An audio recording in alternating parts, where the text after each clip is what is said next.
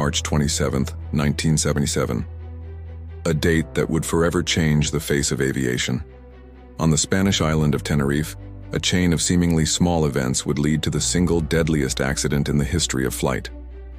This is the story of the Tenerife airport disaster, a tragedy born from a perfect storm of circumstances that claimed 583 lives.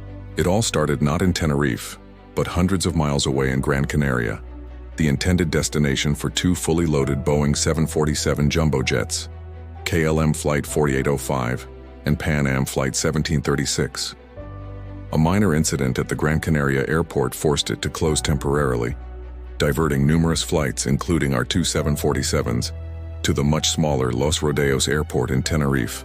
Los Rodeos was not prepared for this influx of traffic.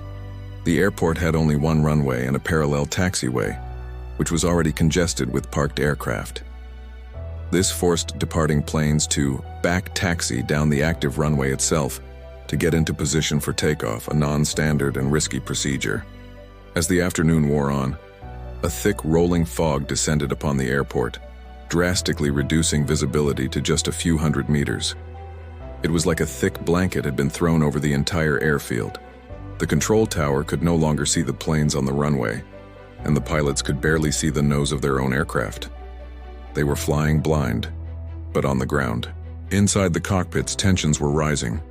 The KLM crew in particular was approaching their duty time limits.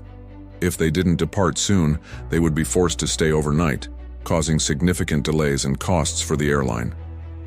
This pressure, this get-home-itis, would prove to be a fatal factor.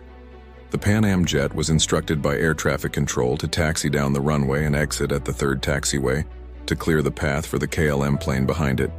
However, the crew found the turn angle for the third exit too sharp for their massive 747.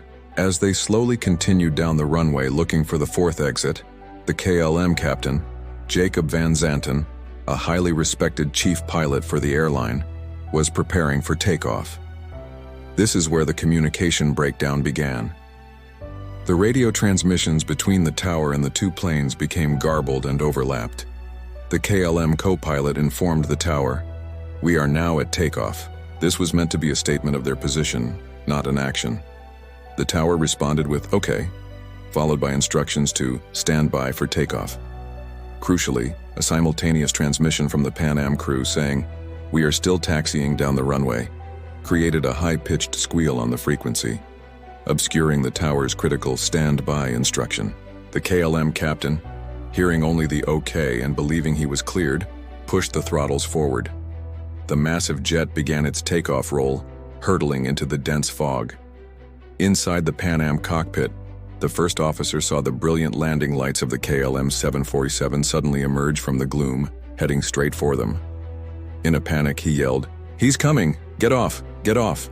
The Pan Am captain slammed the engines to full power, attempting a desperate hard turn off the runway. In the KLM cockpit, Captain Van Zanten saw the Pan Am jet at the last second. He pulled back sharply on the controls, trying to lift his plane over the other. But it was too late. The KLM 747's undercarriage and engines tore through the top of the Pan Am jet. The KLM plane, mortally wounded, stayed airborne for a few more seconds before slamming back onto the runway, sliding another 1,000 feet and erupting into a massive fireball. All 248 people on board were lost. The Pan Am jet was also engulfed in flames. Miraculously, 61 people, including the pilots, managed to escape the wreckage. But for 335 others on board, there was no escape. The investigation revealed a fatal combination of factors: the diversion, the congestion, the thick fog, the radio interference, and crucially, the KLM captain's decision to take off without explicit clearance. The tragedy served as a brutal wake-up call for the entire aviation industry. It led to a global overhaul of air traffic control procedures and standardized phraseology. Terms like takeoff are now only used for the final, absolute clearance to depart. The disaster highlighted the dangers of crew pressure and the critical importance of clear, unambiguous communication.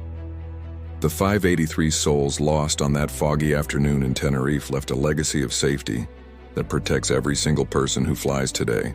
Their story is a powerful reminder that in the world of aviation, there is no room for assumption, and every word matters.